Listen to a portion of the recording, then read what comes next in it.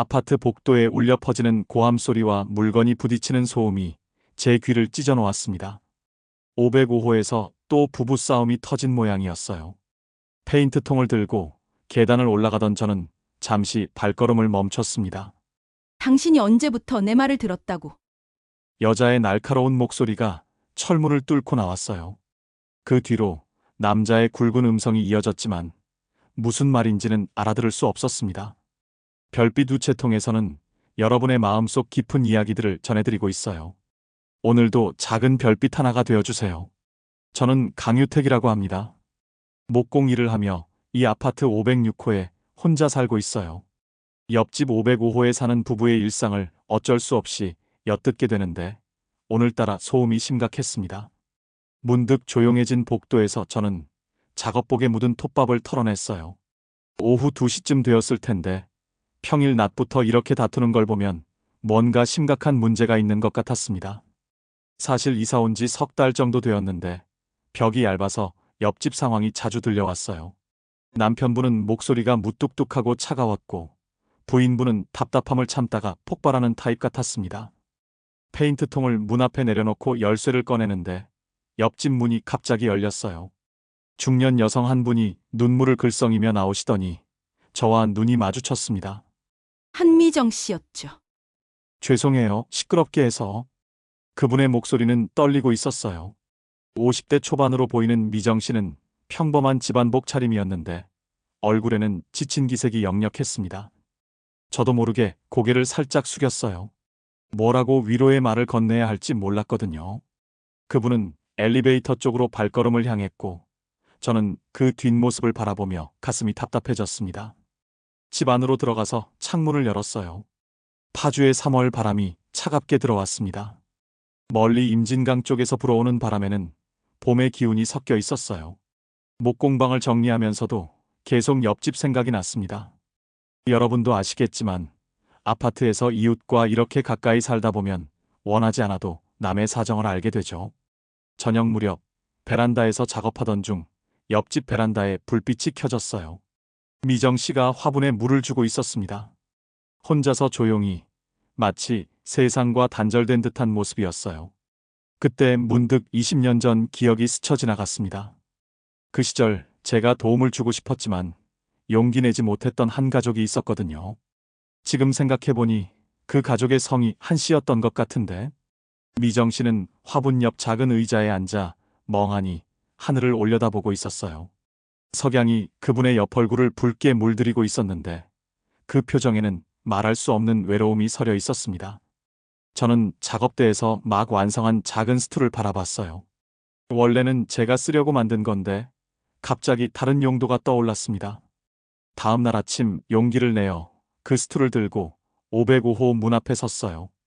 벨을 누르기 전에 한참을 망설였습니다.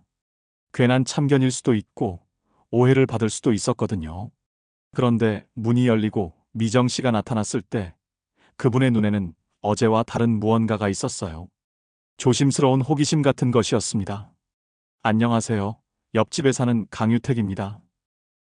아, 어제 복도에서 뵌 분이시군요. 네, 맞습니다. 네, 기억해요. 무슨 일이세요? 미정 씨의 목소리는 조금 경계하는 듯 했지만 적대적이지는 않았어요. 저는 들고 있던 스툴을 살짝 들어 보였습니다. 목공 일을 하는데 이걸 만들어 봤어요. 어제 베란다에서 화분 옆에 앉아 계시는 걸 봤는데 이 스툴이 있으면 더 편하실 것 같아서 가져왔습니다.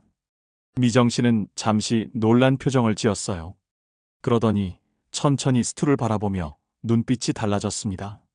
원목의 자연스러운 나뭇결과 매끄러운 표면을 보시는 그분의 표정에서 뭔가 감동하는 기색을 읽을 수 있었거든요. 이걸 저를 위해서 만드신 건가요? 화분 옆에 두시면 잘 어울릴 거예요. 제가 직접 사포질까지 해서 표면이 매끄럽고 앉으면 편하실 겁니다.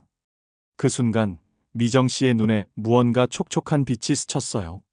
마치 오랫동안 잊고 있던 감정을 다시 만난 것 같은 표정이었습니다. 저도 모르게 가슴이 따뜻해졌어요. 스툴을 받아든 미정 씨는 한참 동안 그걸 바라보셨습니다. 손으로 조심스럽게 표면을 쓰다듬으시더니 작은 미소를 지으셨어요. 그 미소는 어제 복도에서 봤던 눈물기 서린 표정과는 완전히 달랐습니다.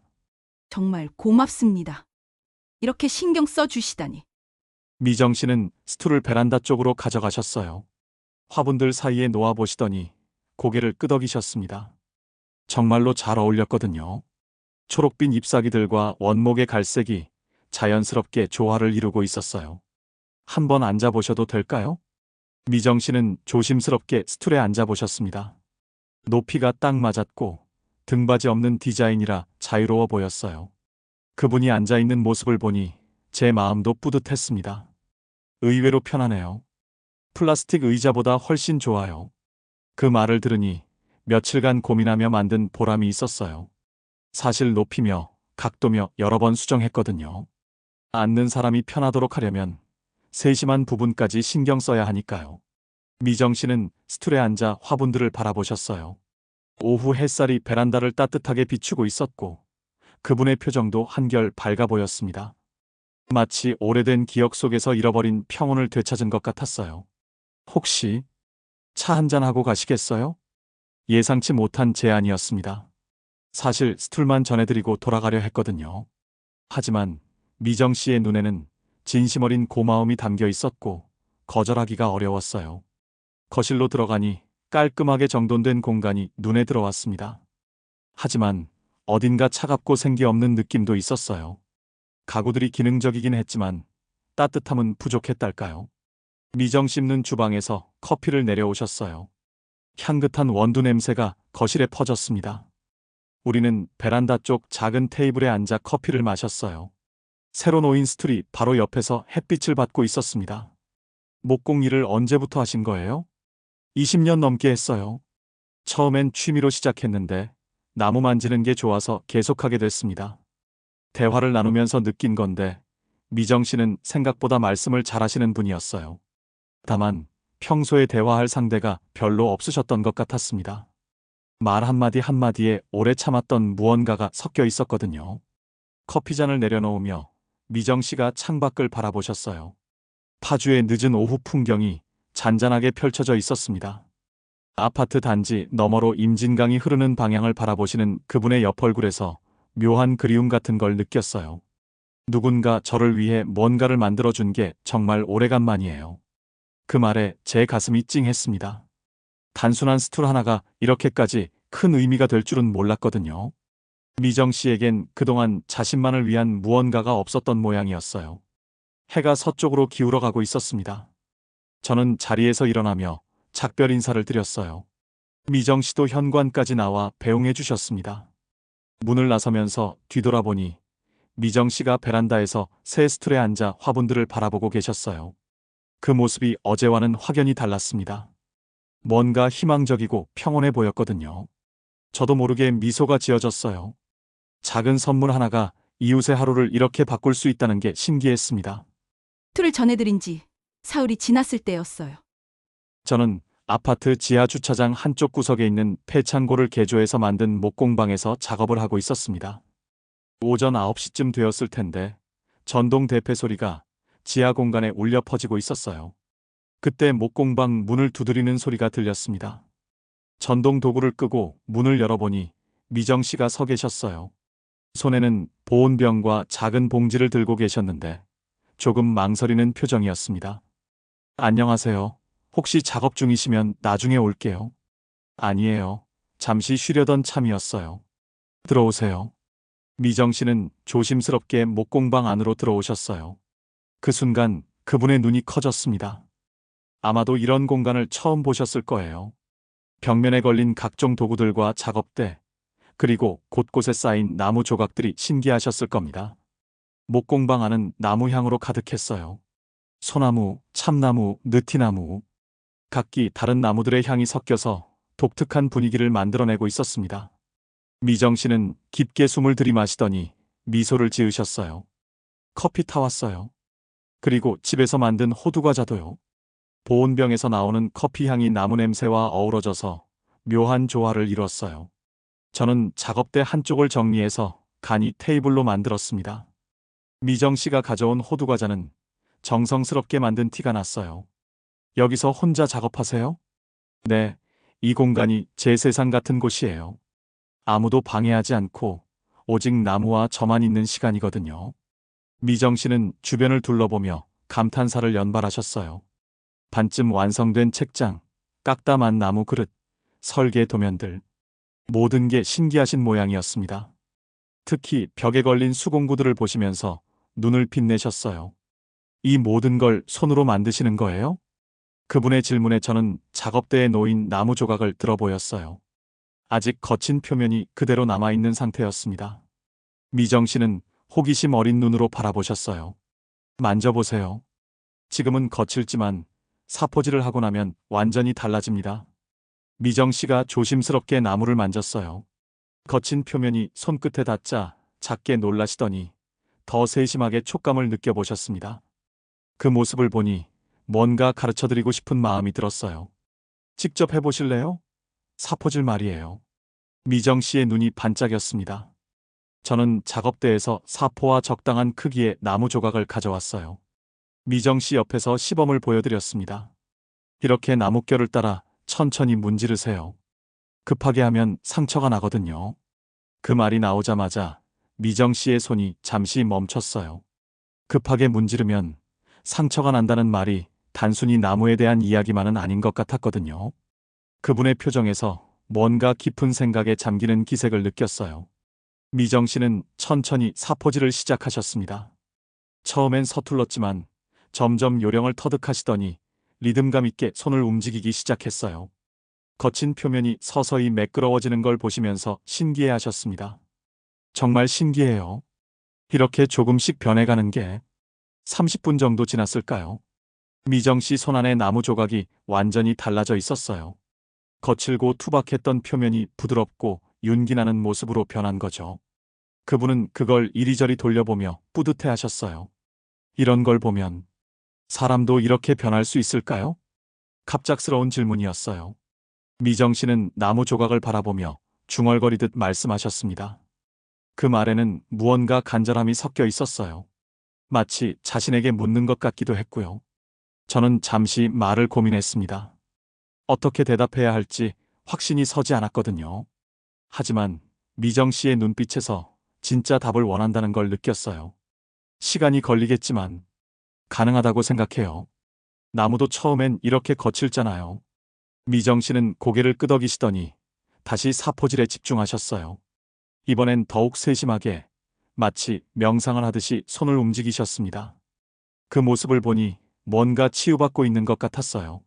목공방 안에는 사포 소리만 부드럽게 울렸습니다. 햇살이 작은 창문을 통해 들어와 먼지 입자들을 반짝이게 만들고 있었어요. 미정 씨는 그런 분위기 속에서 완전히 집중하고 계셨습니다. 이렇게 집중할 수 있는 일이 있다는 게 부럽네요. 그분의 말에서 오랫동안 억눌려 있던 무언가가 느껴졌어요. 아마도 자신만의 시간이나 취미 같은 걸 가져본 적이 없으셨을 거예요. 항상 누군가를 위해 살아오셨을 것 같았습니다. 점심시간이 다가오자 미정 씨는 아쉬워하며 자리에서 일어나셨어요. 손에는 자신이 사포질한 나무 조각을 소중히 들고 계셨습니다. 마치 보물처럼 말이에요. 가져가셔도 돼요. 첫 작품이니까. 정말요? 고마워요. 집에 가서 계속 만져볼 거예요. 미정 씨가 문을 나서기 전에 뒤돌아보며 말씀하셨어요. 그분의 얼굴에는 처음 본 평온함이 있었습니다. 마치 오래 잃어버렸던 자신의 일부를 되찾은 것 같았어요. 문이 닫힌 후에도 목공방에는 미정 씨의 온기가 남아 있었습니다. 그분이 앉았던 자리에는 나무 가루가 살짝 남아 있었고 커피 향도 아직 사라지지 않았어요. 저는 다시 작업을 시작했지만 자꾸만 미정 씨 생각이 났습니다. 사포질하며 웃던 모습, 나무의 변화를 신기해하던 눈빛, 그리고 마지막에 던진 그 질문. 모든 게 마음에 남았어요. 목공방에서의 만남 이후 일주일이 흘렀어요. 저는 미정 씨가 사포질하던 모습을 자꾸 떠올리게 되었습니다. 그분이 나무를 만지며 보였던 집중력과 평온함이 계속 마음에 남아 있었거든요. 어느 저녁 6시쯤 베란다에서 작업을 정리하고 있는데 옆집에서 설거지 소리가 들렸어요. 미정 씨가 저녁 설거지를 하시는 모양이었습니다. 그런데 오늘따라 그 소리가 더 외롭게 느껴졌어요. 문득 임진강 쪽으로 산책을 나가고 싶다는 생각이 들었습니다. 파주에 이사 온 후로 그곳을 자주 찾았거든요. 강바람과 갈대 소리가 마음을 차분하게 만들어주니까요. 그런데 오늘은 혼자 가기보다는 미정 씨와 함께 가면 어떨까 하는 생각이 스쳤어요. 용기를 내어 505호 문을 두드렸습니다. 미정 씨가 문을 열었을 때 그분은 약간 놀란 표정을 지으셨어요. 평소보다 늦은 시간이었으니까요. 안녕하세요. 혹시 시간 되시면 같이 산책 나가실래요? 임진강변이 지금 정말 예뻐요. 임진강변이요? 거기까지 걸어갈 수 있나요? 네, 아파트에서 15분 정도면 도착해요. 저녁 노을 질 때가 가장 아름답거든요. 미정 씨는 잠시 망설이시더니 고개를 끄덕이셨어요. 아마도 집안에서만 보내는 저녁이 지루하셨을 거예요. 얇은 가디건을 걸치고 나오신 그분과 함께 아파트를 나섰습니다. 파주의 이른 봄 저녁 공기는 상쾌했어요. 아직 쌀쌀하긴 했지만 바람 속에 봄 기운이 섞여 있었습니다. 미정 씨는 깊게 숨을 들이마시며 걸음을 옮기셨어요. 주택가를 지나 들길로 접어들면서 주변 풍경이 달라지기 시작했어요. 아파트의 답답함에서 벗어나 넓은 들판이 펼쳐졌습니다. 저 멀리 임진강이 유유히 흐르는 모습이 보였어요. 와, 정말 넓네요. 파주에 이런 곳이 있는 줄 몰랐어요. 미정 씨의 목소리에는 감탄이 섞여 있었어요. 도시에서만 살다가 이런 자연 풍경을 보니 신선하셨을 거예요. 저도 처음 이곳을 발견했을 때 같은 기분이었거든요. 강변에 도착할 무렵 서쪽 하늘이 붉게 물들기 시작했어요. 임진강 위로 지는 해가 물결에 반사되어 반짝이고 있었습니다. 갈대밭이 바람에 흔들리며 부드러운 소리를 내고 있었어요. 미정 씨는 강둑에 서서 그 풍경을 한참 바라보셨습니다. 노을빛이 그분의 얼굴을 따뜻하게 비추고 있었어요. 오랫동안 잊고 있던 무언가를 다시 만난 것 같은 표정이었습니다. 우리는 강변 산책로를 따라 천천히 걸었어요. 발밑에는 작은 자갈들이 바스락거렸고 갈대들이 만들어내는 자연스러운 음향이 귓가에 스며들었습니다. 도시의 소음과는 완전히 다른 세계였어요. 이런 곳에서 걷다 보니 마음이 편해지네요. 미정 씨가 작게 중얼거리셨어요. 그분의 어깨가 평소보다 내려와 있었고 표정도 한결 부드러워 보였습니다. 강바람이 머리카락을 살짝 흔들어 놓고 있었어요. 갈대밭 사이로 난 좁은 길을 따라 더 깊숙이 들어갔습니다. 사방이 갈대로 둘러싸인 작은 공간에 도착했을 때 미정 씨는 갑자기 웃음을 터뜨리셨어요. 그것도 아주 자연스럽고 순수한 웃음이었습니다. 그 웃음소리가 갈대밭에 울려 퍼졌어요. 저도 모르게 따라 웃게 되었습니다. 언제부터인지 모르겠지만 미정 씨가 이렇게 마음껏 웃는 모습을 보는 게 제게는 큰 기쁨이 되었거든요. 언제부터 이렇게 웃지 못했을까요? 미정 씨가 웃음을 그치며 하신 말씀이었어요. 그 말에는 오랫동안 억눌러왔던 감정들이 담겨 있었습니다. 마치 웃는 것조차 허락받지 못했던 시간들에 대한 서운함 같은 게 느껴졌어요. 해가 완전히 지고 하늘이 보라빛으로 물들기 시작했어요. 강물 위로 첫 별이 반짝이고 있었습니다. 미정 씨는 그 별을 바라보며 깊은 숨을 내쉬셨어요. 집에서는 이런 별을 볼 수 없어요. 베란다에서 보는 하늘은 항상 답답했는데 갈대밭에서 불어오는 바람이 더 시원해졌어요. 미정 씨는 가디건을 더 단단히 여미시며 하늘을 올려다보셨습니다. 그 모습이 마치 오랫동안 갇혀있던 새가 처음으로 넓은 하늘을 본 것 같았어요. 돌아가는 길에 우리는 별로 말을 하지 않았어요. 하지만 침묵이 어색하지 않았습니다. 강물 소리와 갈대바람 소리가 자연스러운 배경음악이 되어 주었거든요. 아파트에 도착할 무렵 미정 씨는 제게 고마움을 표했어요. 목소리에는 진심이 담겨 있었습니다. 오늘 산책이 그분에게 특별한 의미였던 것 같았어요. 정말 좋은 시간이었어요. 이런 곳이 있다는 걸 몰랐다면 계속 모르고 살았을 거예요. 엘리베이터 안에서 미정 씨는 창밖을 바라보며 여운에 젖어 계셨어요. 임진강에서 받은 감동이 아직 가시지 않은 모양이었습니다. 저도 오늘의 산책이 무언가 특별했다는 걸 느꼈어요. 505호 앞에서 헤어질 때 미정 씨의 표정은 완전히 달라져 있었어요. 집을 나설 때의 피곤하고 무기력한 모습 대신 생기와 활력이 돌아와 있었습니다. 강물처럼 조용하지만 깊은 변화가 일어나고 있는 것 같았어요. 그날 밤 저는 베란다에서 임진강 쪽을 바라보며 오늘을 되돌아봤어요. 미정 씨가 갈대밭에서 터뜨린 웃음소리가 계속 귓가에 맴돌았습니다. 그 웃음 속에는 오랫동안 잃어버렸던 자유로움이 담겨 있었거든요. 바람이 불어와 커튼을 흔들었어요. 그 바람은 임진강에서 불어오는 것 같았습니다. 마치 오늘의 추억을 다시 한번 전해주는 것처럼 말이에요. 임진강변 산책 이후로 미정 씨는 자주 목공방을 찾아오셨어요. 처음에는 사포질 정도만 도와주셨는데 점차 다른 작업에도 관심을 보이시더니 이제는 제법 능숙해지셨습니다. 오늘도 오전 10시경에 목공방 문을 두드리셨어요. 오늘은 뭘 해볼까요? 미정 씨의 목소리에는 기대감이 섞여 있었어요. 며칠 전부터 간단한 나무 소품을 직접 만들어 보고 싶다고 하셨거든요. 저는 작업대에 준비해둔 자재들을 가리켰습니다. 오늘은 작은 화분 받침을 만들어 보는 게 어떨까요? 집에 있는 화분들에 쓰시면 될 거예요. 미정 씨는 눈을 반짝이며 고개를 끄덕이셨어요. 저는 도면을 그려가며 설명을 시작했습니다. 그런데 작업 중에 필요한 자료를 찾으려다 보니 서랍을 여러 개 열어보게 되었어요. 작업대 옆 낡은 서랍장의 맨 아래 서랍을 열었을 때였습니다. 거기에는 오래된 서류들과 영수증들이 정리되어 있었는데 그 사이에서 누렇게 바랜 편지 봉투 하나가 눈에 띄었어요. 미정 씨가 호기심 어린 눈빛으로 바라보셨습니다. 저는 별 생각 없이 그 편지를 꺼내보려다가 봉투에 적힌 이름을 보는 순간 손이 멈췄어요. 한미정 가족께. 제 심장이 갑자기 빨라지기 시작했습니다. 미정 씨도 그 이름을 보셨는지 깜짝 놀란 표정을 지으셨어요. 봉투는 20년이 넘은 것 같았고 모서리가 해지고 색이 발해 있었습니다. 이게 제 이름이네요. 어떻게 이런 게 여기에? 미정 씨의 목소리가 떨리고 있었어요. 저도 당황스러웠지만 이미 발견된 이상 숨길 수는 없었습니다. 조심스럽게 편지 봉투를 미정 씨에게 건네드렸어요. 편지와 함께 몇 장의 영수증들이 들어 있었습니다. 병원비, 약국, 그리고 마트 영수증들. 모두 20년 전 날짜였어요. 미정 씨는 그것들을 하나하나 살펴보시더니 갑자기 얼굴이 창백해지셨습니다.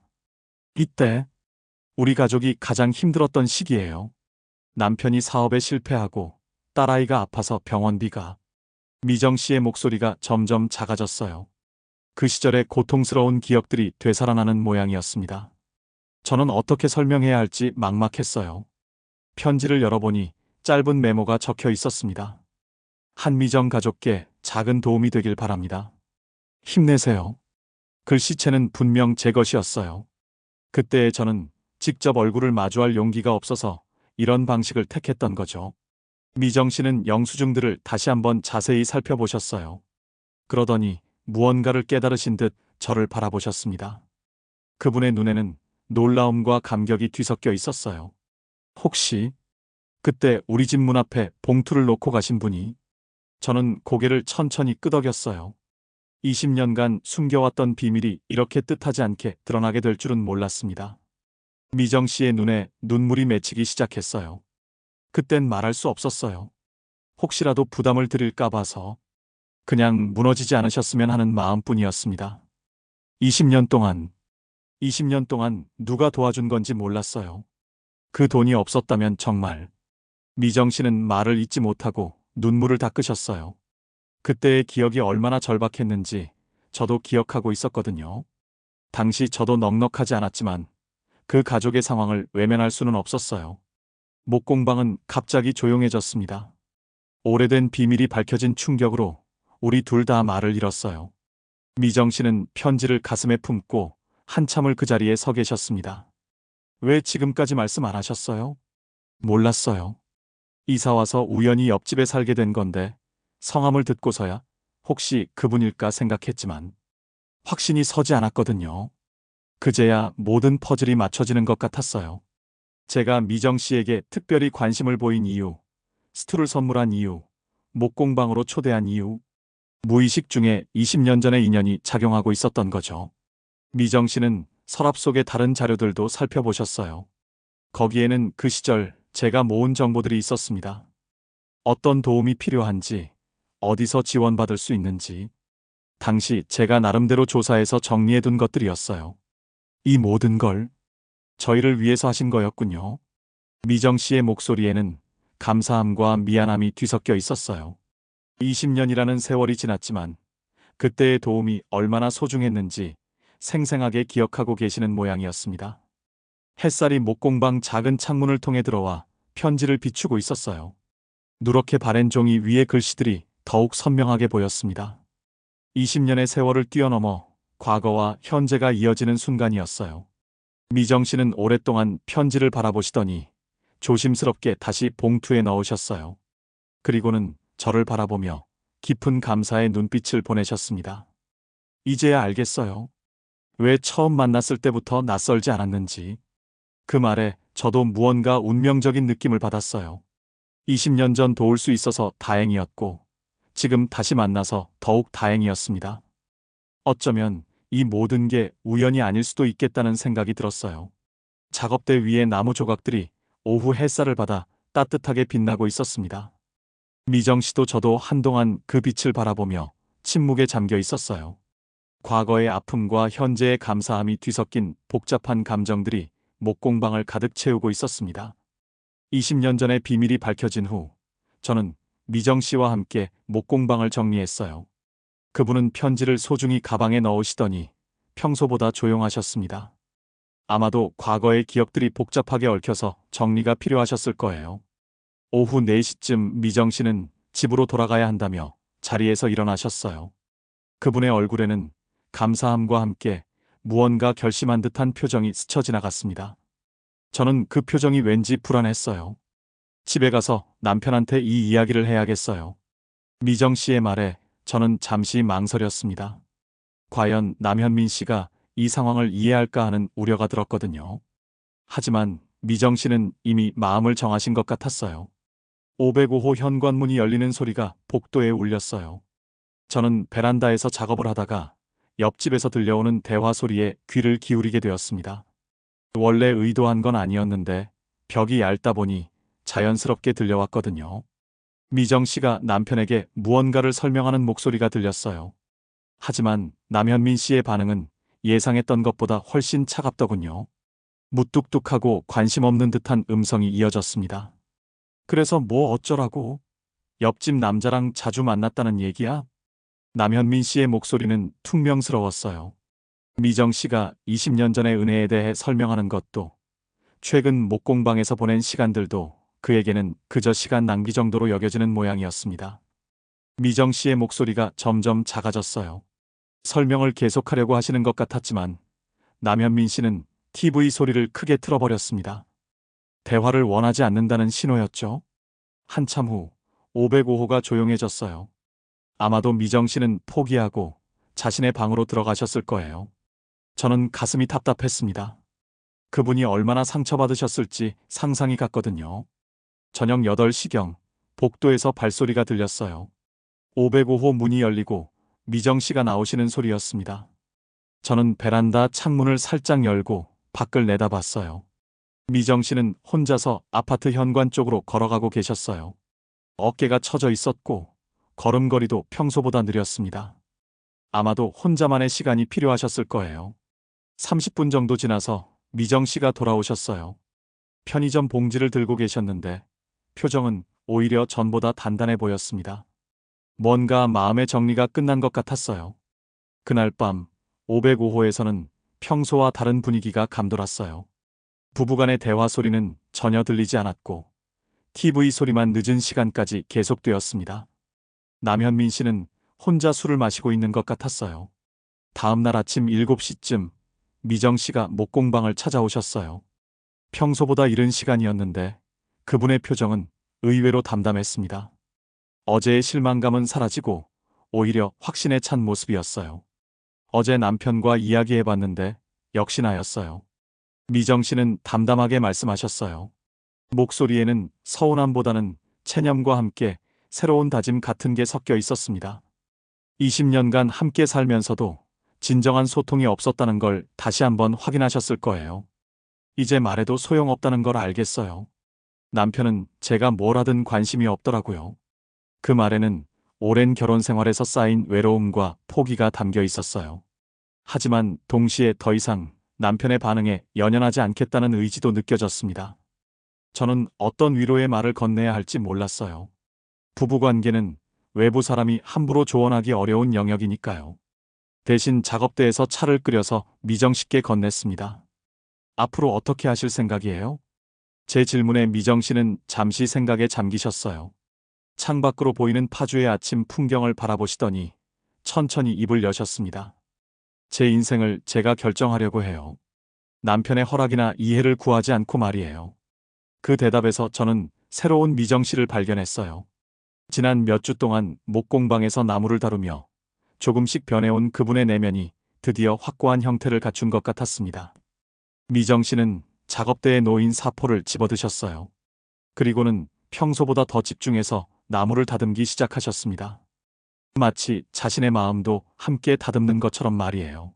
나무도 처음엔 거칠지만 정성껏 손질하면 이렇게 부드러워지잖아요. 사람도 마찬가지일 거예요. 미정 씨의 말에는 자신에 대한 믿음이 담겨 있었어요.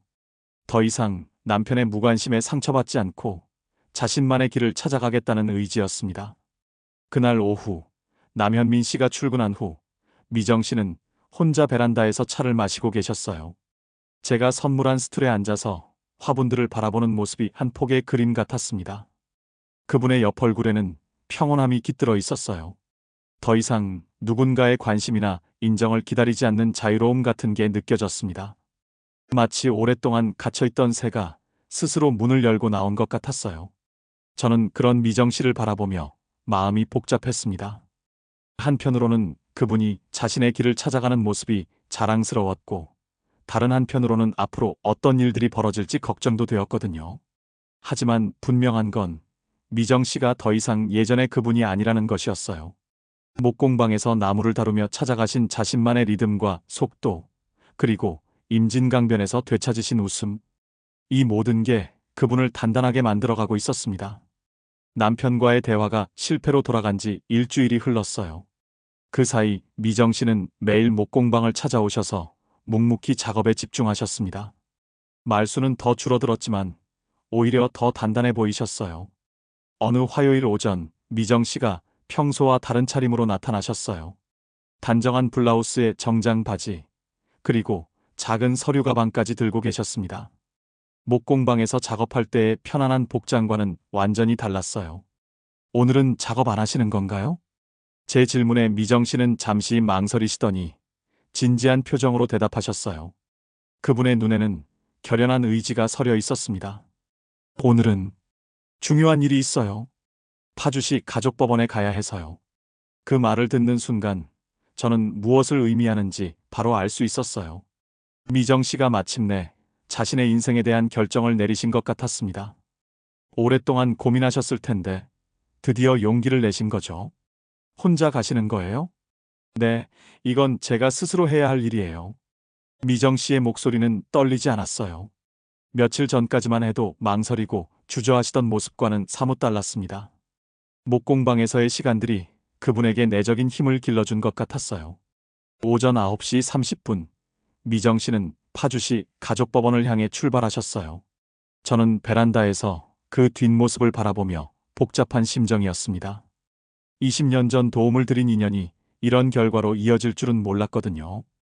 파주시 가족법원은 아파트에서 버스로 40분 정도 거리에 있었어요. 미정 씨는 창밖 풍경을 바라보며 마음을 다잡으셨을 거예요. 평소 혼자 이런 멀리까지 나가는 일이 거의 없으셨는데 말이에요. 법원 건물 앞에 도착하신 미정 씨는 한참 동안 서 계셨대요. 나중에 들은 이야기인데 그때 마지막으로 한 번 더 생각해 보셨다고 해요. 정말 이 길이 맞는지 말이에요. 하지만 지난 20년간의 결혼 생활을 되돌아보니 답은 명확했어요. 서로에 대한 관심도 소통도 애정도 사라진 지 오래였습니다. 단지 관습과 체면 때문에 유지되고 있는 관계였을 뿐이죠. 가족법원 상담실은 생각보다 따뜻한 분위기였어요. 상담사는 40대 중반의 여성이었는데 미정 씨를 편안하게 맞아주셨습니다. 처음 이런 곳을 찾은 분들의 긴장감을 잘 이해하시는 것 같았어요. 어떤 도움이 필요하신가요? 상담사의 부드러운 질문에 미정 씨는 가져온 서류들을 조심스럽게 꺼내셨어요. 미리 준비해 오신 신분증과 가족관계 증명서, 그리고 몇 장의 메모지들이었습니다. 결혼 생활을 정리하고 싶습니다. 늦었지만 이제라도 제 인생을 찾고 싶어요. 미정 씨의 목소리는 조용했지만 확신에 차 있었어요. 상담사는 고개를 끄덕이며 차근차근 설명을 해주기 시작했습니다. 협의 이혼 절차부터 재산 분할, 그리고 앞으로의 과정에 대해서요. 혹시 상대방과 미리 이야기해 보셨나요? 시도는 해봤지만 대화가 되지 않더라고요. 아마 놀라겠지만 결정은 바뀌지 않을 거예요. 상담은 1시간 정도 진행되었어요. 미정 씨는 꼼꼼히 메모를 하시며 필요한 서류들과 절차에 대해 문의하셨습니다. 평소에 법적인 일에 익숙하지 않으셨지만 차분하게 하나하나 이해해 가셨어요. 상담이 끝난 후 미정 씨는 법원 건물을 나서며 깊은 숨을 내쉬셨어요. 무거운 짐을 내려놓은 것 같은 후련함이 느껴지셨을 거예요. 20년 넘게 참아왔던 답답함에서 벗어날 수 있는 길이 보이니까요. 버스 정류장에서 버스를 기다리며 미정 씨는 핸드폰을 꺼내셨어요. 남편에게 연락해야 할까 잠시 고민하셨지만 결국 다시 가방에 넣으셨습니다. 집에 가서 직접 이야기하는 게 맞다고 생각하신 거죠. 집으로 돌아오는 길에 미정 씨는 창밖을 바라보며 많은 생각을 하셨어요. 앞으로의 삶이 어떻게 될지, 혼자서 잘 살아갈 수 있을지, 주변 사람들이 뭐라고 할지, 걱정이 없을 수는 없었습니다. 하지만 동시에 희망도 생기고 있었어요. 목공방에서 나무를 다루며 느꼈던 성취감, 임진강변에서 되찾았던 웃음, 그리고 20년 전 도움의 손길을 기억하며 느꼈던 인간에 대한 신뢰. 이 모든 게 새로운 시작에 대한 용기를 주고 있었거든요. 오후 2시쯤 집에 도착하신 미정 씨는 현관에서 잠시 멈춰 서셨어요. 이제 남편에게 오늘 있었던 일을 말씀드려야 했습니다. 쉽지 않은 대화가 될 테지만 피할 수는 없었어요. 열쇠를 돌리며 문을 여는 순간 미정 씨는 새로운 자신이 되어 있음을 느끼셨어요. 법원 상담실을 나서며 느꼈던 후련함이 아직도 가슴에 남아 있었습니다. 거실에서는 남현민 씨가 평소처럼 소파에 앉아 TV를 보고 있었어요. 미정 씨가 들어오는 소리를 듣고도 고개조차 돌리지 않았습니다. 그 무관심한 모습을 보니 오늘의 결정이 얼마나 옳았는지 다시 한번 확신하게 되었어요. 미정 씨는 서류 가방을 소파에 놓고 남편 앞에 섰어요. 오늘 법원에서 받아온 안내 서류들이 들어있는 가방이었습니다. 이제 더 이상 미룰 수 없는 이야기를 시작해야 했어요. 여보, 할 이야기가 있어요. 그 말에도 남현민 씨는 TV에서 눈을 떼지 않았어요. 하지만 미정 씨는 더 이상 그런 태도에 상처받지 않았습니다. 오히려 자신의 결정이 옳다는 확신만 더해졌을 뿐이에요. 창밖으로 파주의 오후 햇살이 들어왔어요. 그 햇살이 미정 씨의 어깨를 따뜻하게 감쌌습니다. 마치 앞으로의 길을 응원해주는 것 같았어요. 법원 상담을 마치고 집에 돌아온 지 사흘이 지났어요. 그동안 미정 씨와 남현민 씨 사이에는 예상했던 대로 큰 갈등이 있었습니다. 하지만 미정 씨는 흔들리지 않으셨어요. 새벽 5시, 미정 씨는 조용히 잠자리에서 일어나셨어요. 남편은 소파에서 술에 취해 잠들어 있었습니다.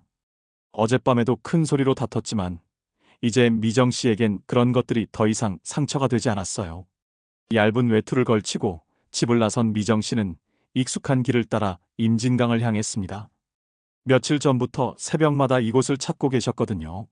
마음을 정리하고 미래를 그려보기 위해서요. 아직 어둠이 남아있는 강변에 도착하니 고요함이 가슴을 감쌌어요. 멀리서 물소리만 잔잔하게 들려왔습니다. 미정 씨는 평소 자리인 강둑에 앉아 동쪽 하늘을 바라보셨어요. 곧 여명이 시작될 시간이었어요. 하늘 끝자락이 희미하게 밝아지기 시작하더니 점차 붉은 빛이 번져나갔습니다. 임진강 위로 새벽 안개가 피어올랐고 그 사이로 첫 햇살이 스며들었어요. 참 아름답구나. 미정 씨가 혼잣말로 중얼거리셨어요. 이런 풍경을 매일 볼 수 있었는데 그동안은 여유가 없어서 놓치고 살았던 거죠. 앞으로는 이런 소소한 행복들을 더 많이 찾아야겠다고 생각하셨어요. 강물이 흘러가는 소리에 귀를 기울이며 미정 씨는 지난 몇 달간의 변화를 되돌아봤어요. 옆집에 이사온 강유택 씨와의 만남, 목공방에서의 시간들, 그리고 20년 전 도움의 진실을 알게 된 것까지. 모든 게 운명적이었다는 생각이 들었습니다. 해가 완전히 떠오르자 강물이 황금빛으로 반짝였어요. 갈대밭도 바람에 흔들리며 부드러운 음향을 만들어내고 있었습니다. 미정 씨는 그 모든 것들이 자신을 위로해주는 것 같다고 느꼈어요. 이제라도 나를 살겠다. 미정 씨가 속으로 다짐하셨어요. 51년 동안 살면서 처음으로 자신만을 위한 결정을 내린 것이었습니다. 늦었다고 생각할 수도 있지만 남은 인생이 더 길다고 생각하니 오히려 희망적이었어요. 강둑에서 일어나 몸을 털던 미정 씨는 저 멀리서 걸어오는 사람을 발견했어요. 익숙한 실루엣이었습니다. 강유택 씨였어요. 아마도 새벽 산책을 나온 모양이었습니다. 일찍부터 나오셨네요. 저도 요즘 새벽마다 이곳에 와요. 마음이 복잡할 때 이곳에 오면 정리가 되더라고요. 두 사람은 나란히 강변을 걸었어요. 특별한 대화는 없었지만 서로의 마음을 이해하고 있었습니다. 유택 씨도 미정 씨의 상황을 알고 계셨고 묵묵히 지지해주고 계셨거든요. 앞으로 어떻게 하실 생각이에요? 유택 씨의 조심스러운 질문에 미정 씨는 미소를 지으셨어요.